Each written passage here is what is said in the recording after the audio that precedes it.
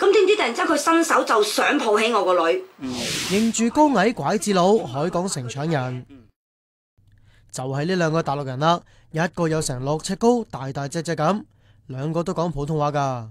佢初頭就冇望我女嘅，就望咗隔離架車仔小朋友。咁我以為佢識嗰個小朋友就冇為意。跟住點解知佢突然之間擰住面望一望我個女咧，再伸手去摸一摸佢塊面。咁我已經望一望到嘅時候已經覺得奇怪啦。點解你會摸我個女咧？可能佢哋覺得佢得意，我冇為意啦。咁點知突然之間佢伸手就想抱起我個女。3歲嘅晴晴就爭啲俾兩個拐子佬捉咗啦。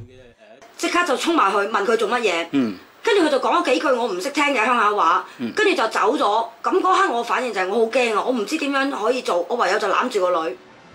尤師奶話：佢哋兩手空空，有冇小朋友喺冒險樂園出現，好奇怪喎。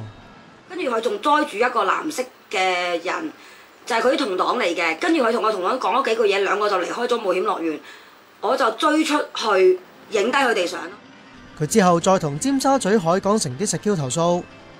嗰刻我唔敢再逗留喺嗰個地方，因為已經聽過，其實之前已經聽過朋友有好多次有呢啲經歷啊，都買過一次，估唔到會自己發生喺自己身上咯。好似尤師奶琴日下晝嘅經歷，一早喺網上流傳㗎啦。哇！真係好驚啊！如果我唔見到個小朋友嘅話呢，我諗我一定會癲㗎。